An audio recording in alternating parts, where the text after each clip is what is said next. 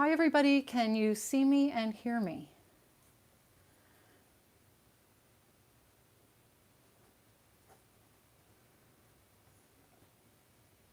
Okay, I'm just turning off my messages here.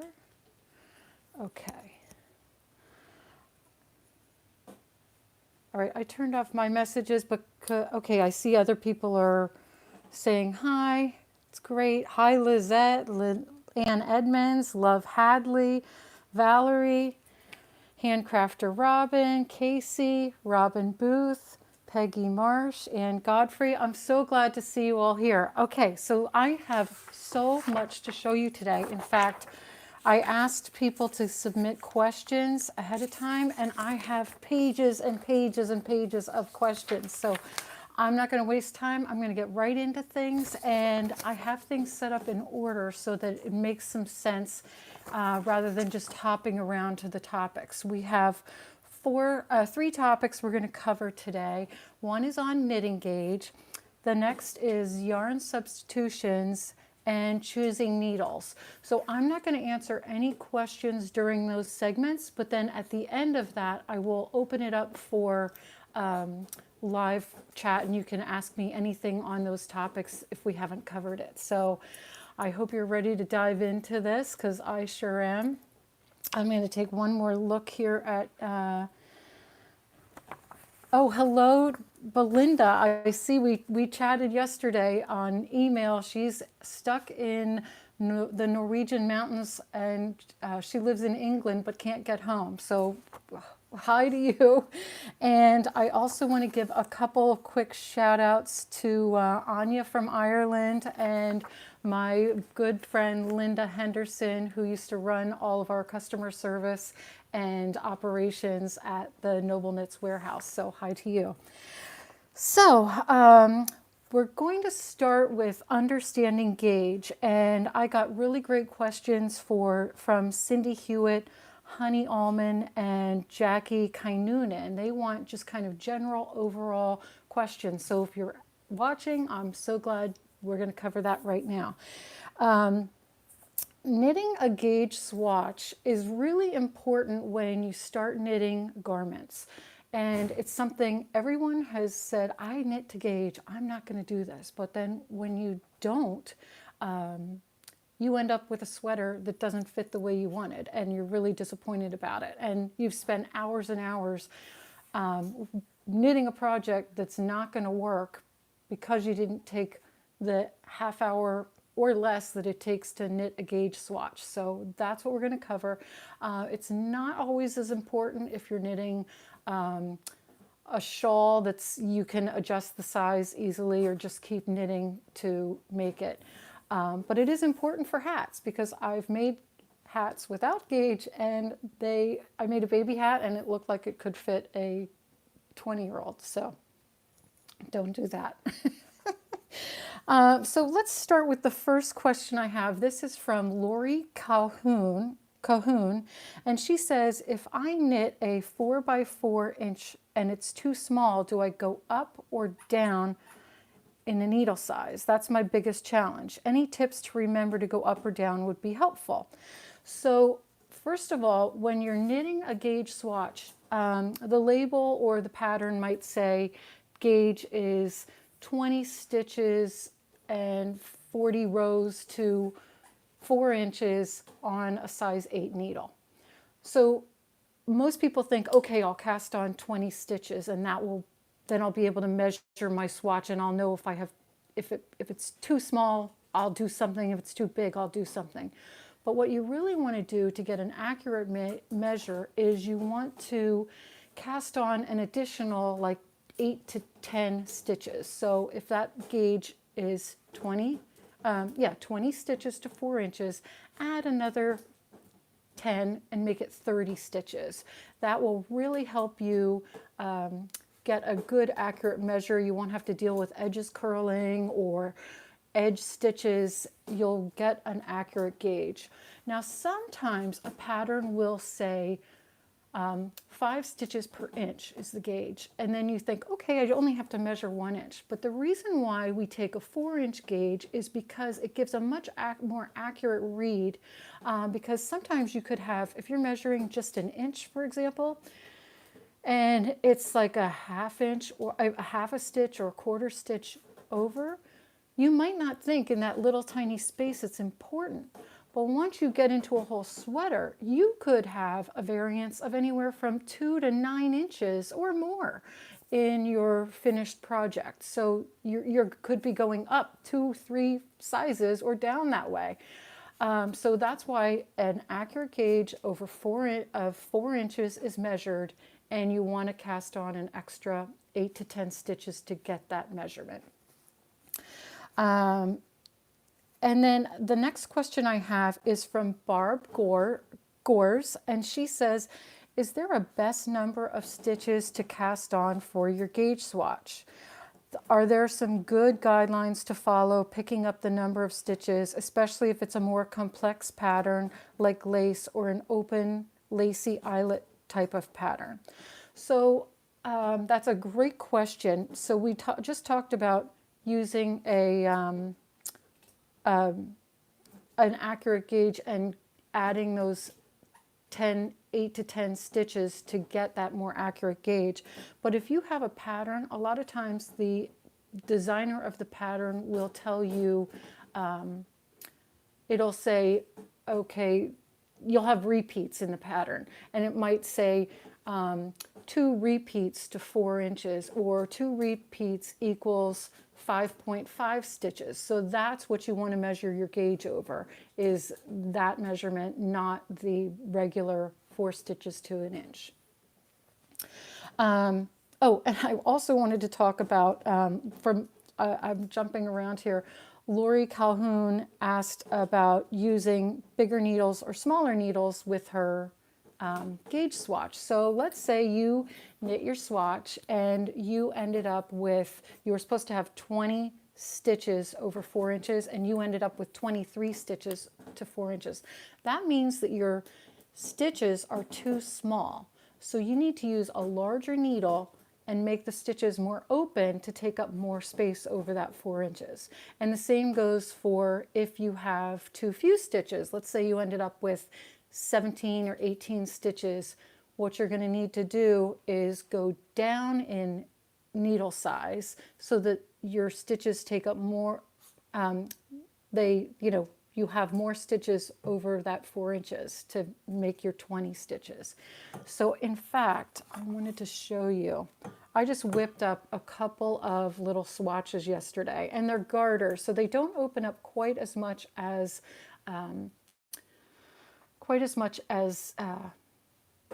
stockinette does, but they don't roll. So this was my quick and easy way to get you to see what the difference is. So this one here is a size 8 needle, worsted weight yarn.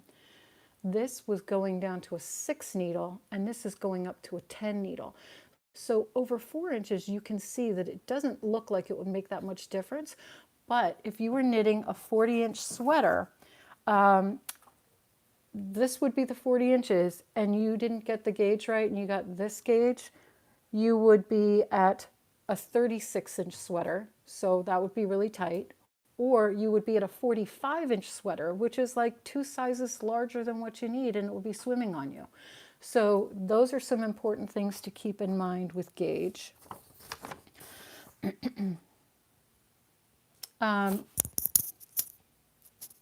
Okay, just want to make sure everyone can hear me. All right, you can hear me fine, correct? Looks like there's a question on there. Check your audio button. Okay, I think you can, so I'm just going to keep going with my questions here. Okay, this question is from Kimberly Wilkes, and she wants to know, how do you adjust a pattern to fit your gauge? I make a swatch with the correct needles as noted in the pattern. I don't get gauge, so I change up the needles. Oh wait, that wasn't from Kimberly. My pages were mixed up here.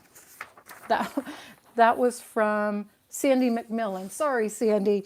Okay, so you change up the needles and you still don't get the gauge. I go up again. Now the result is a fabric I don't like. How do I fix this problem, or do you? So this is a great question, and there are a few things that you can do to make sure that you're getting the gauge. You don't want to fit the pattern. The pattern is designed by an expert.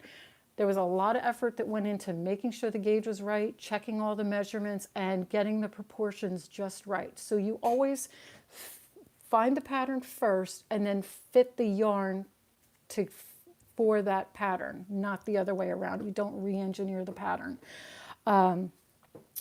So what you want to do is look at some other things, variables, if you're not getting gauged. The first one is, this might sound weird, but changing the type of needle. Let's say you knitted up your gauge on a bamboo needle. Change it up to the same size needle, but make it an aluminum needle or a wood needle. They actually make a difference, and it doesn't mean that those needles are better. Just change it up to see if changing the needle will change your gauge. You also want to think, are you knitting really tight? Are you stressed out? Like, relax a little bit and give your knitting some breathing room and see if your tension makes a difference. Also, I know that when I knit, when I throw versus knit continental, my gauge changes. So you might even need to change up your the way you hold your needles and your knitting style. And another thing that is kind of a catch-all for any gauge problems is to block your gauge. And you have to remember, if you're knitting a sweater, you're at some point going to want to launder it. You're not going to just wear it and not wash it. It's going to need to come in contact with water. So by putting it in a little water bath for 10 to 15 minutes, let the gauge soak, the swatch soak, take it out, like tap out, don't wring it, just push out, squeeze out as much of the moisture as you can, and then roll it in a little towel and let it sit until it's completely dry, and sometimes that's overnight. What will happen is you'll probably get a more accurate gauge because the stitches relax and they fill in, and it really makes a difference in the overall feel of your swatch. So that's something I highly recommend, even though a lot of people don't want to do it. They want to get right into the project, but it does make a difference. Let's see. Okay, and then my next question here is from, it's from two people. Both Judy Stewart and Paige Vest asked a really great question about knitting in the round for a gauge swatch. The question is, what is the best way to knit a swatch for in the round knitting? Is it best to do a flat swatch or an in the round swatch? And I can tell you firsthand, my gauge changes dramatically when I knit in the round versus flat.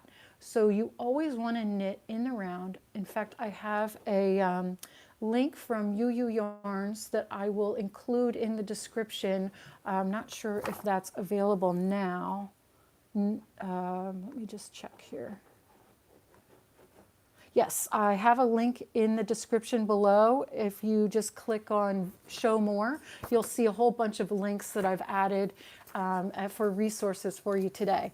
So check that out. You definitely want to knit the swatch in the round, and it looks kind of freaky when you see what your gauge swatch is going to look like, because you're going to have like a beautiful front and then a back with all these like long carries on it. So check that out. It's worth it. And like I said, it's a knitting in the round swatch link from UU Yarns. And then the next question is also a double question from Judy Robbins and Kate Noriko. I hope I didn't screw up your name too bad.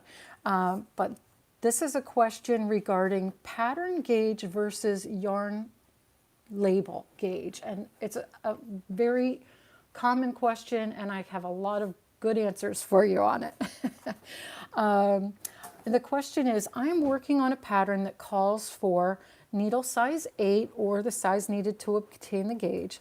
They list the specific brand, but it's a worsted weight yarn, and a gauge of 16 stitches to 4 inches in garter stitch. The band on the yarn ball says needle size 9, and it's the same worsted weight yarn called for in the pattern. The gauge is on the label says 18 stitches to 4 inches on a 6 to 9 needle. Most of the patterns I knit have different needle sizes and gauges from what the yarn band calls for. Question, is this a mystery or is there a logical explanation for the differences? Well, there's a few important things to know. When you are, gauge is not a solid question that is pulled from the heavens. It is a variable number based on the knitter who made the gauge. So what you have on the label was created by someone who owns a yarn company or works at a yarn company, and they are the test knitter, and they knit up the gauge and they say, okay, I really like the way the gauge looks here at 18 stitches per inch on this size needle. So that's what they recommend on the yarn label. Then over here you have the pattern designer that says, okay, I'm going to knit this up, and well, I really like the way it drapes when I do this, or I'm using this stitch pattern, so this is the gauge I'm getting. So what you always want to do is you want to use the gauge of the pattern. Even though it matches, even though the yarn is the correct yarn, it could be different because, first of all, this one was a garter stitch, and garter stitch does not garter stitch opens up this way more than stockinette stitch. Stockinette seems to go a little higher this way.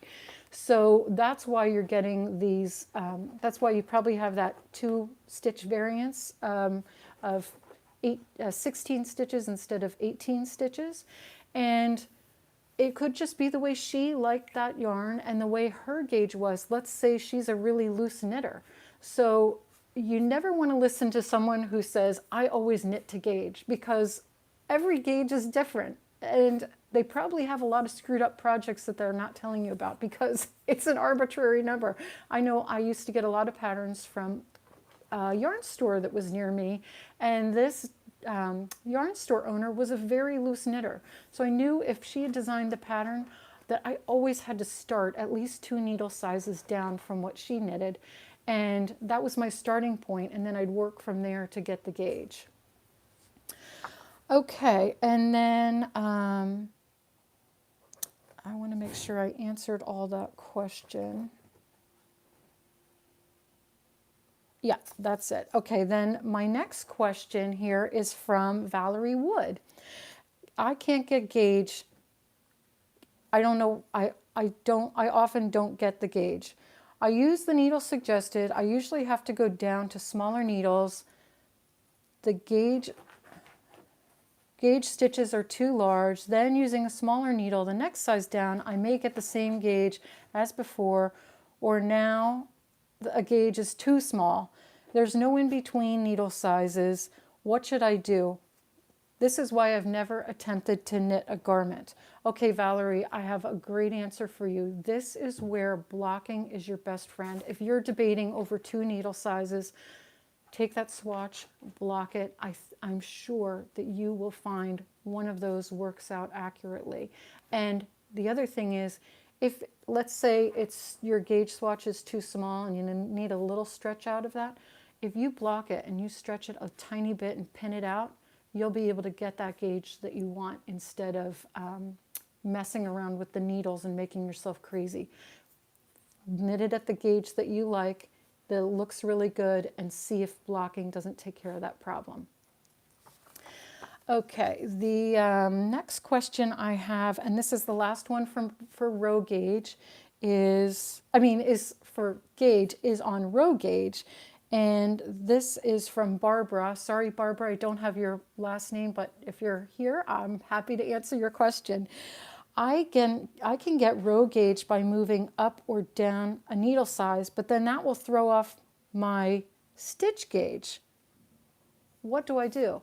So stitch gauge is by far the most important. In fact, I got to be honest, I rarely check the row gauge, hardly ever. Because the reason why is that most patterns, if you're knitting a sweater, it will tell you knit for, you're going to cast on the body and you're going to knit until the garment measures 18 inches from the beginning. It's not going to say knit for 27 rows or 89 rows.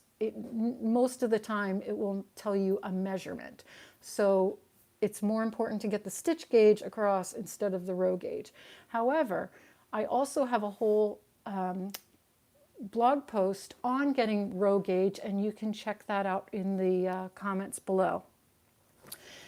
And then the other thing that you're probably sick of hearing about it by now, but blocking. Blocking will correct a lot of those variances between stitch and row gauge. So check out blocking. I'm sorry I have to keep harping on it, but it does cure a lot of the ailments that we have in knitting. So I'm going to take a quick drink of water because my voice is going, and then we're going to continue on with yarn substitution.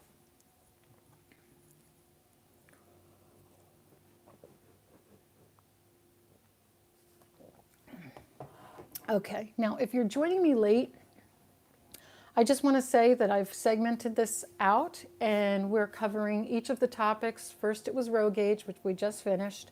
Now we're going to do yarn substitution and then finally choosing needles. And then when we're done, I'm going to open it up to the questions that you might have in the chat. But I'm trying to keep my eyes off of that so I can get through all this tons of content that I have and all of your questions that you've pre-submitted. So let's get into yarn substitution. Giving some advice on substituting yarn for what is called for in a pattern if you can't get that particular yarn. Are there any rules to follow to get a good substitute? Wool is best for why choose a bamboo yarn or silk or rayon and swapping yarns? Now this question on yarn substitution was asked by Mary Dennis, Marcia Weinerman, Ann Edmonds, Sue Gundmanson, Elaine Houghton, and Eugenie.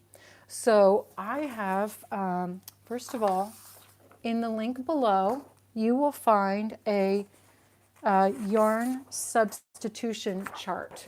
And you can print this off. It's free. Download it, save it. You can laminate it if you want. You could shrink it down and make it tiny so it fits in your yarn bag, whatever you want if you don't feel like folding it. But this yarn weight comparison chart gives you all of the yarn sizes recommended by the Craft Yarn Council, and they are designated to certain weights. And they give a range here of weights. So what you need to do is look at this and make sure that the yarn you want to use falls into this category. So let's say you're going to knit with a worsted weight yarn. You want to find a yarn that's also a worsted weight and has a gauge of 16 to 20 inches, 20 stitches over 4 inches on a 7 to 9 needle. That will get you in the right ballpark. So the next question is, what yarn do I substitute?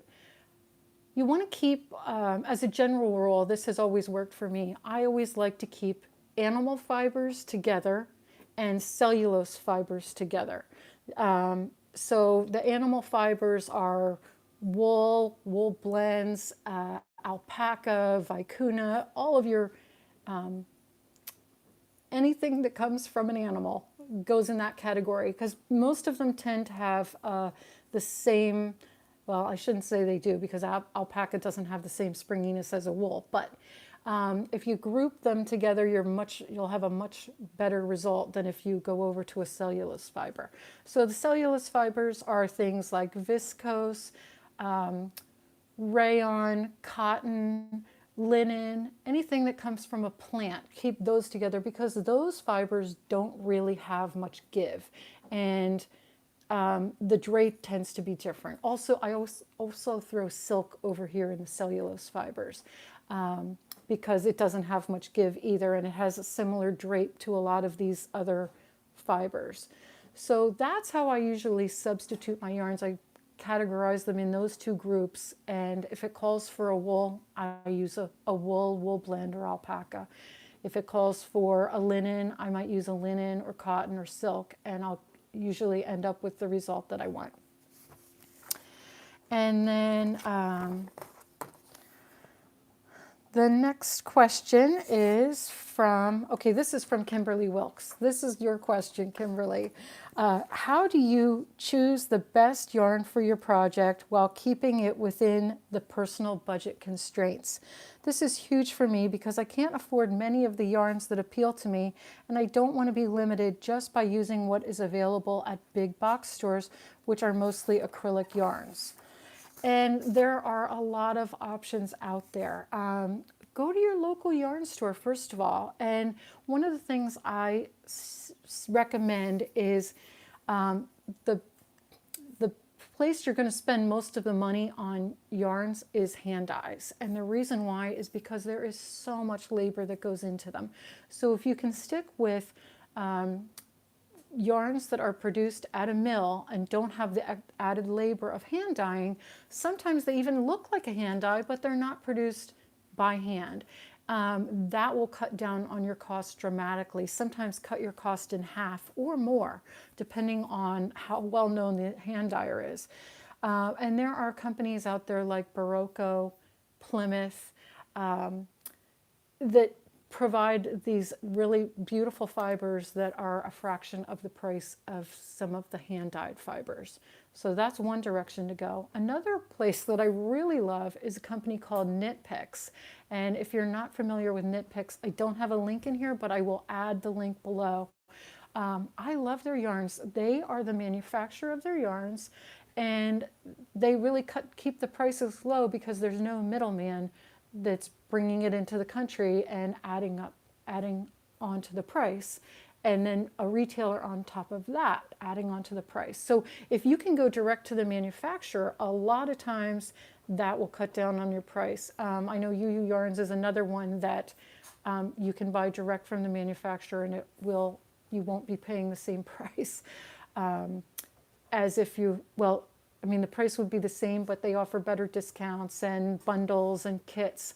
So that's where you want to spend your time, is looking for some of these other manufacturers that will provide gorgeous yarns at a better price than you would see a lot of times in a retail store, or on these handmade luxury yarns. So I hope that answers that question. One more sip of water.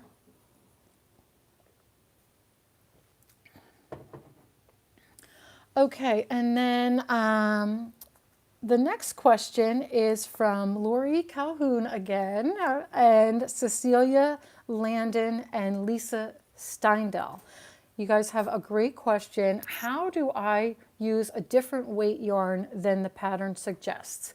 The question is that many people would just pick a different pattern or a different yarn, but I also know there must be a way to alter the instructions to be able to accommodate the yarn I want for the yarn I want for the sweater I want. Can you teach me how to make those changes?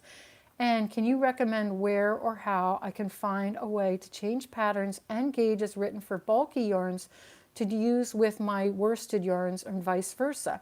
Sometimes on Ravelry I have seen projects made with a DK weight yarn and the pattern was clearly written for a thicker yarn and a larger gauge. How did these people figure it out? Well, this is a question that almost every new knitter has, and I hate to break the bad news, but you don't. You always select the pattern and find the right yarn to fit that project. If it's not the right gauge, find a new pattern. There are so many patterns out there that will fit the bill and will give you knitting results. You're setting yourself up for failure by trying to change and alter the pattern, because the designer spent countless hours knitting up a gauge swatch, taking all the measurements, sizing the entire garment out, and putting all the right elements into it. If there's bodice shaping or sleeve shaping, to go ahead and change all those elements is not good, and it's a waste of time for a designer. they would go and just create a whole new pattern. Now, there is a question in here where you said you want to use your worsted weight yarns for your bulky weight yarns. You could try doubling your worsted weight yarn and see if you can get the gauge for the bulky weight yarn. But not if you were to use a sport weight yarn for a worsted weight, where a worsted weight is in a pattern, you're going to end up with something very stringy unless you were to double the yarn. That is really the only way I know of. So always find the pattern and match the yarn to the pattern the way it's recommended. And then my next question is, how do you substitute a yarn and how to know the correct gauge weight without a yarn label? I have a large amount of yarn that was given to me. How do I know what kind of yarn I have when the yarn only says weight and fiber content? And this question is from Grace Patton and Lil. So thanks for the question. So we talked about substituting yarns, but the question I want to do is your wraps per inch. I've actually created a wraps per inch chart. It's in the link below, so go and check that out.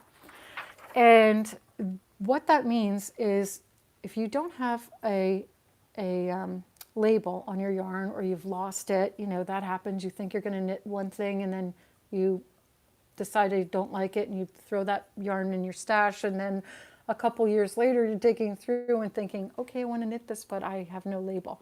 What you do is you wrap your yarn around a needle like this, and you don't smush them together like that. You just kind of let them go generally the way they want to go.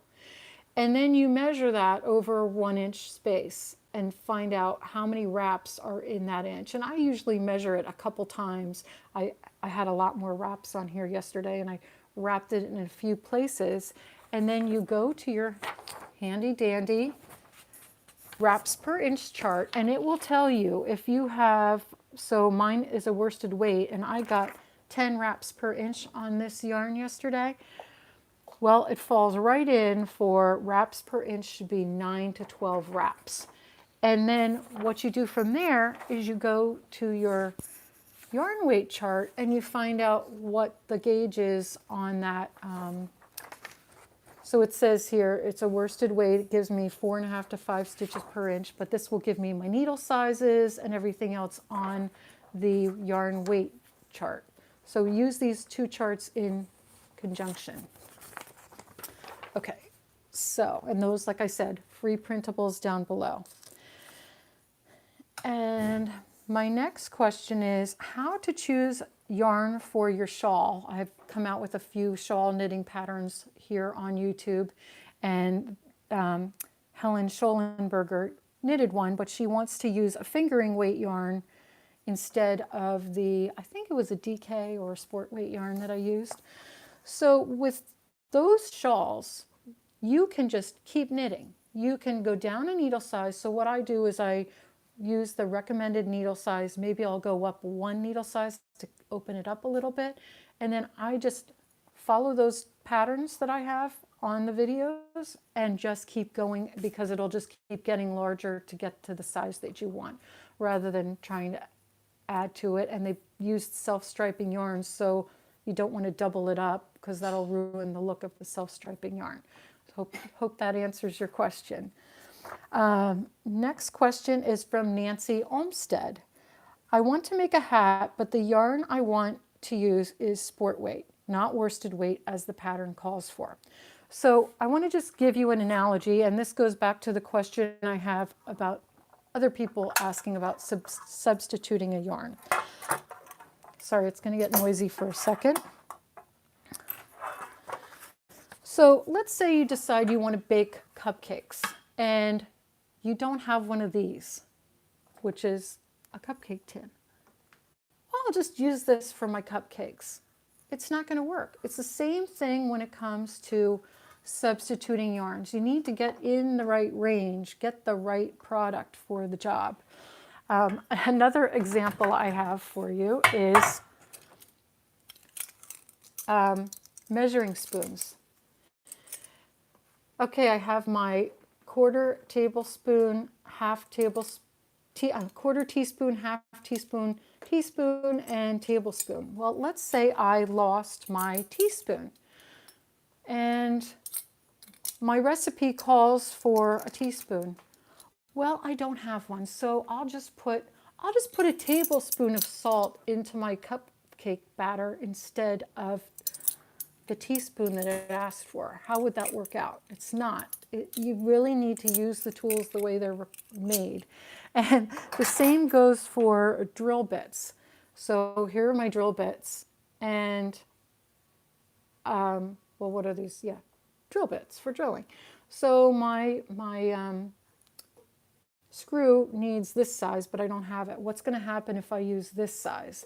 My screw will not stay in place. It will fall out because it's the wrong size. So you really need to use the right size yarn and needles for the job that you're going to do. It's a tough medicine that a lot of new knitters don't want to hear because it's just not a normal scenario that happens every day. But it's one of the nuances of knitting that you have to learn and embrace that we have. Okay, so the next question I have is, okay, I want to go back to Nancy's question for a second.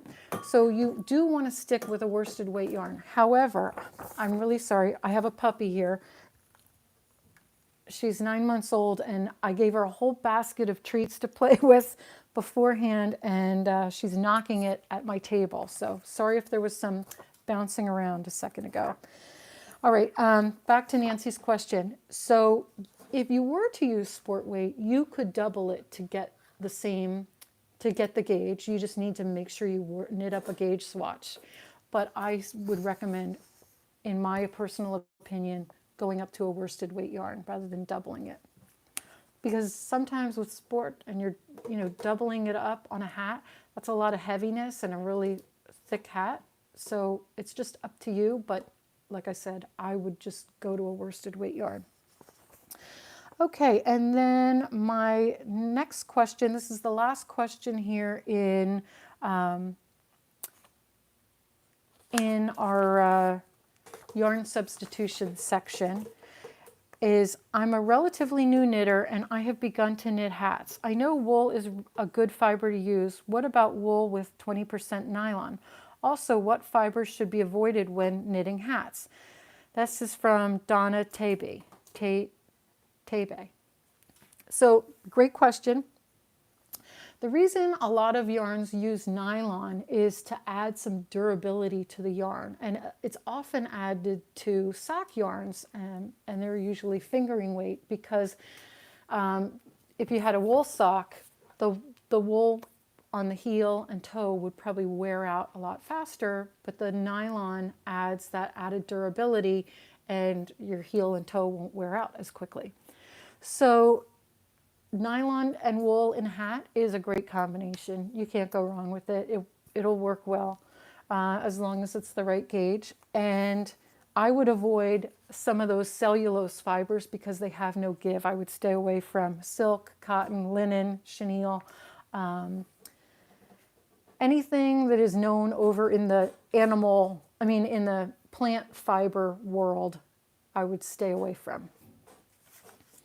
Okay, I'm going to take another drink of water and then we are moving on to needles. And like I said before, I'll be taking questions. We're doing really great on time. It's 12:39. I wanted to keep this to an hour so I didn't take up your whole day. But we'll be moving on to open questions here on the chat after we're done with the needle section. And hold on, my puppy's making a lot of noise. I'm just going to go for 1 second.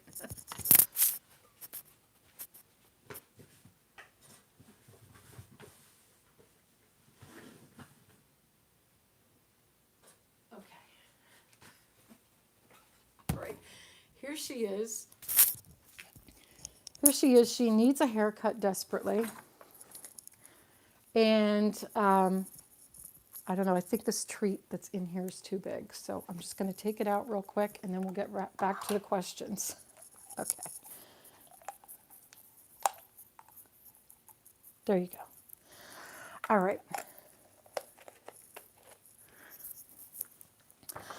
Okay, so now we're back to our needle questions. What type of needles would you recommend for a beginner?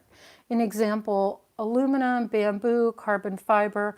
Are higher price needles worth the cost? And if so, why? And this question comes in from Jean Rupsch. Thank you, Jean, for the question. So I always recommend bamboo knitting needles for beginners.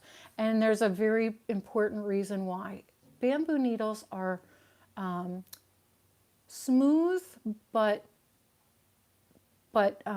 easy to manage. If you get on something more slippery like a metal needle or a carbon fiber needle or even a high polished wood needle, your stitches are going to glide all over the place and you won't have control. So by using a bamboo needle, it provides you a lot of control, and bamboo needles are by far the most popular knitting needles in the world. They are very common. They've been around for hundreds of years, and I do recommend them as the go-to for beginners. Now that said, once you've been knitting for a while, you do want to explore other needles. I would recommend trying all kinds of needles, because you'll find one that you like the point better than another brand, or you like how fast you can knit on a particular needle. And so try a few different types of needles and find out what works best for you. When I started knitting, I hated metal needles. Now, that is almost all I ever knit on. I'll use them sometimes for tutorials, but I really like to stick with metal needles when I'm doing my own personal knitting, just because the stitches glide and I can go so fast. So as a beginner, do yourself a favor, give yourself the control of the bamboo needles. It really helps you manage those stitches. You don't drop stitches as easily. And if you find your stitches aren't going quite fast enough, sorry for the close-up. If they're not going fast enough, keep a piece of wax paper in your knitting bag and just give it a little rub every once in a while, and that you'll give it a nice little wax coating that will make it a little faster for you. So it's a great way as you progress in knitting to keep using your bamboo needles. Just give them a little wax paper once in a while. Okay, so the next question is from Linda Graham. And Linda wants to know what yarns are best for wooden needles and metal needles. Than Linda Graham. Thank you. Okay, so Linda, more picky yarns don't do as well on bamboo. They'll do much better on a metal needle because they can glide better. But as a general rule, I don't really marry up my yarn with my needles. I just use the needles that I like and I feel I have control over. So bamboo to get started, and start exploring other ones as you go. Okay, the next question is from Diane Jean. Diane wants to know, how about choosing the right cable length when using interchangeable needles? Too long, too short, in between? Is there a rule based on the number of stitches and the yarn weight? That's a great question. And yes, there is a rule of thumb, and you kind of get used to it as you get into knitting. So let's say you're knitting like a baby blanket or a shawl, and it recommends a long needle. It recommends a circular needle. The reason why is because when you're knitting a project like that, you're going to have a lot of stitches on the needle, and if you're on a bamboo or if you're on just a straight needle, those stitches are going to be smashed on there. A lot of times you drop stitches easily. So I always recommend a circular needle, and I kind of gauge what my finished project is going to be like. So if I end up with, let's see, I just did a baby blanket, the log cabin baby blanket that started with a little square and then built out. That one I used, I believe, like a 24 or 32-inch needle, because I didn't need a 60-inch needle all wrapped around. I just needed something that would manage the number of stitches. So what I like to do is I like to look at the piece that I'm working on and know, okay, this garment is this project's going to be 30 inches square. All right, so I'm going to knit, that's why I'm going to knit with a 24 to 32 inch needle, because that'll hold the stitches, it'll make it manageable, and the needle won't be curling up and in my way. And then the other thing is, if you're knitting a sweater in the round, what you want to do is get as close to the finished size of the sweater. So you've got a 40-inch sweater. I would usually use about a 36-inch needle for a 40-inch sweater, so that I'm not having to struggle with getting the stitches around the needle, and I don't want them being pulled. So I usually go a few inches smaller than what the completed garment size is going to be. I hope that helps. And then I do the same thing with the neckline. So, you know, look, we've got this neckline here, and let's say this was knitted. I would go with a 16 to 20 inch circular needle to pick up stitches to knit this neckline. All right, on to the next question. Let's see. Well, we're down to the last page, and then we're going to open up for live questions. I'm excited for that. So I will be knitting from my perch in the Norwegian mountains. So this is Belinda, who I said hi to in the beginning. She came for a 4-week stay but cannot get back to England. So what does she do? Knits. I'm using a design by a Japanese lady, but her needle sizes are in US, so I can't find a 3.75 millimeter. I'm going to use a 4 millimeter. I never used to knit a swatch, but now I realize how important it is. Does that mean I can size the other needles down too? Yes. So let's say your pattern calls for a size 6 and an 8 needle, and the body of the garment and the swatch that you're required to use is a size 8 needle. So I would go down to the right needle size. So let's say I ended up with a 7. I would go down to a 5 because I was 2 needle sizes away with the 6 and an 8. I'd go down to a 5, so I have a 7 and a 5 to get gauged. That works every time. So that is the last of the questions you've submitted. They were really great questions. I hope all of you found them helpful. And, you know, I hope you're liking this live chat. I've never done it before. Let me know in the comments if you've enjoyed it, or give me a thumbs up, just so that I know and can get your feedback on this. So I'm going to pull in my computer because I can't see that far away, and take a look at some of your questions. Let's see. Okay, if you have a question, why don't you ask it now? Because then I'm not scrolling through all of the feed. Oh, I'm glad you're finding it fun and informative. Thank you, Love Hadley, Abby Davis. Okay, Laura Cooper, how do I figure a half stitch when it's called for in a gauge swatch? Are you talking about over 4 inches or in like a 1-inch segment, Laura?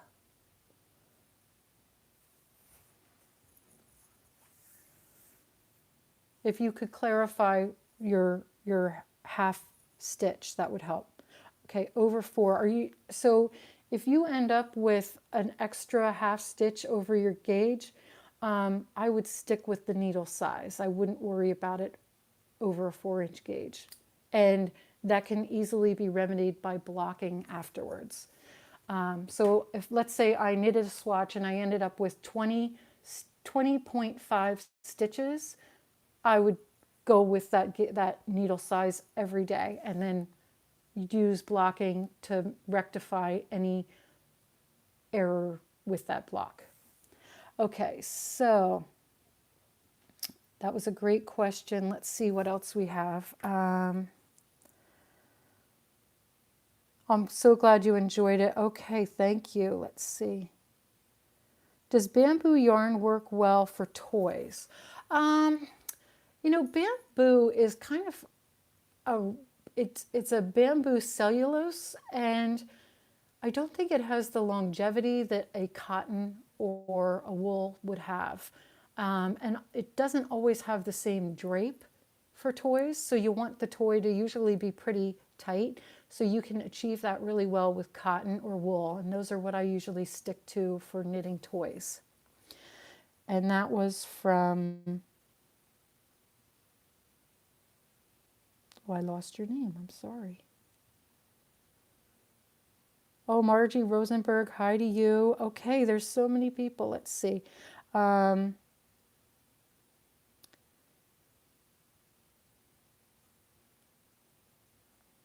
okay, here's one from Helen Henry. Can you measure gauge after you are into a project a few inches? How would you do this? That is a really great question. In fact, someone I used to work with would knit a sweater and she'd always start with the sleeves, and that would be her gauge swatch because she wouldn't have to get too far into it to know if it was working or not. So if you're going to do that, you could knit 4 inches up the back of your sweater, or like I said, start with the sleeve, and hopefully that will work for you. Okay, let's see, I had a question here. Okay, Anita Leva asks, what does positive ease mean in knitting a sweater? So that means regular ease is 0, and that is like if you were to put on a sweater and it fitted you completely the way it should. Positive ease is, I'm going to stand up for a second. I have this boxy shirt on, which I love. It's open and airy, but this extra fabric here is your positive ease. So if you're knitting a sweater and it's loose and relaxed, it's going to usually have a positive ease. If it's a fitted sweater that's going to skim the body, that's going to usually have a negative ease. So that's what that means. And a pattern will usually tell you whether it has a positive or negative ease so that you can accommodate that. Because it might say, let's say you're knitting a really relaxed fit sweater and it says a positive ease of 6 inches, and you go and you look at the sweater and you're normally going to knit a 40 and all of a sudden it's at 46, you're like, whoa, I don't want a 46-inch sweater, but it's supposed to be there. They included it. So that's why they'll tell you how much the ease is so that you know, well, I'm a 40-inch bust and my sweater's an extra 6 inches, so I'm going to have a nice amount of movement in the sweater. Let's see what else we have.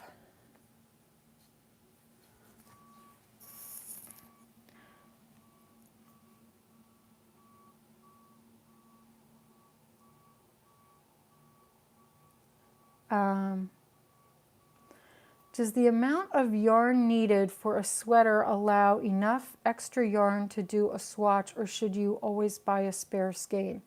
I would say it does not usually include the swatch. Most knitters will knit up a gauge, and then I know for me, I'll leave it sit and rest, and then a lot of times, unless I've blocked it, I'll unravel it and use it in my sweater.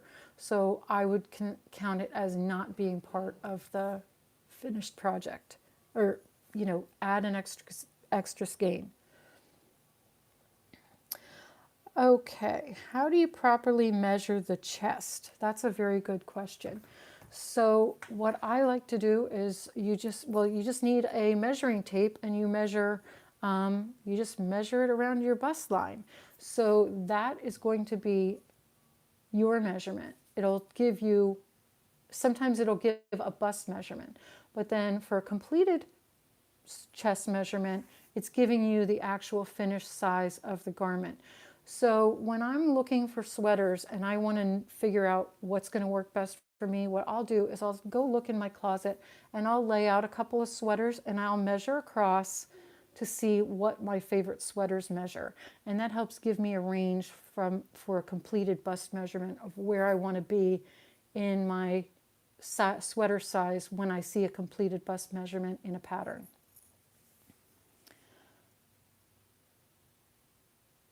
Okay. Okay, Kathy Davis asks, do you recommend salvage stitches? Why do designers not include them?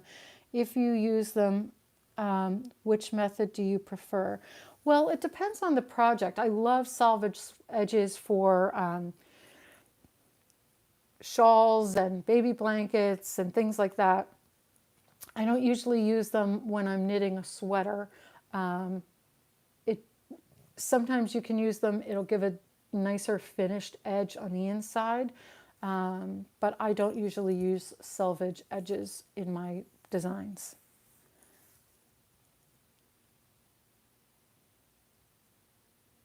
Okay, so Ann Edmonds wants to know the procedure for blocking. So I did go over this really quickly earlier, but when I'm blocking something, what I'll do is I'll take a little wash bowl and put some, usually I use cool water because I don't want any chance of felting. And I'll put in a little bit of soak. It's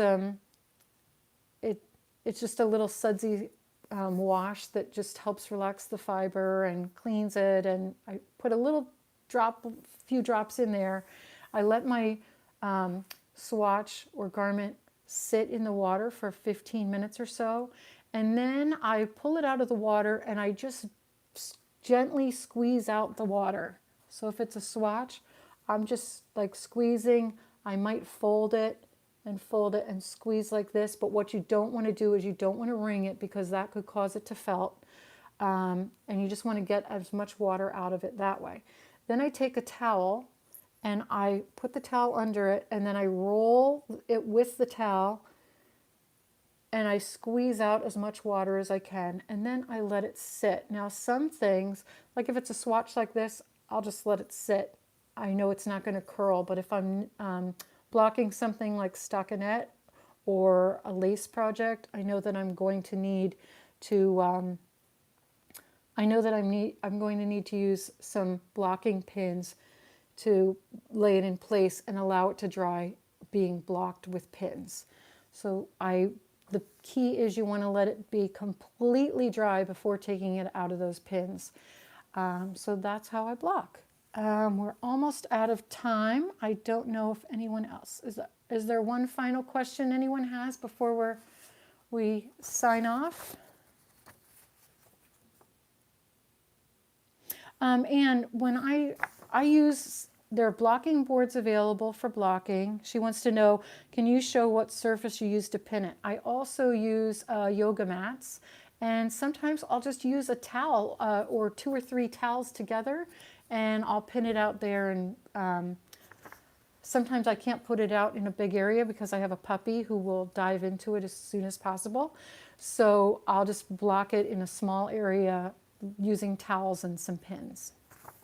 Okay, so my last question I'm going to answer is from Deborah Knight. Is it okay to sand wooden needles if they get roughness in them? I do sand needles, especially bamboo. Sometimes you can get a little hook. I sand them lightly and then I go over them with the wax paper. So I am so glad that all of you joined me today.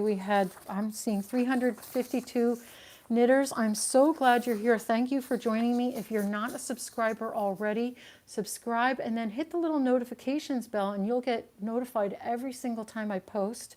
I'm glad you like this because I think I'll be doing more of them. It's a great way to present you with lots of information. And I post new videos every Wednesday and Sunday. In fact, I wanted to give a teaser. I'm going to give a sneak peek of the project that's going to be here on Wednesday. Hold on.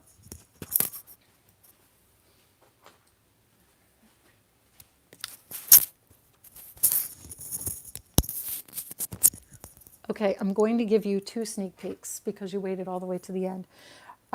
In our Sunday series, we cover knitting stitches. We're going to be covering my favorite stitch, the basket weave. I've made way too many things out of a basket weave, but I love it because it's reversible, it's bouncy. I love the texture. So that's for Sunday video. And then we're having a free pattern come out on Wednesday of next week, and it is a baby blanket. It's called the Wavy Baby Blanket, and it's an old shale pattern, kind of like a feather and fan. So I'm using a self-striping yarn, and it's a super easy pattern. You can do this. So that will be for next Wednesday.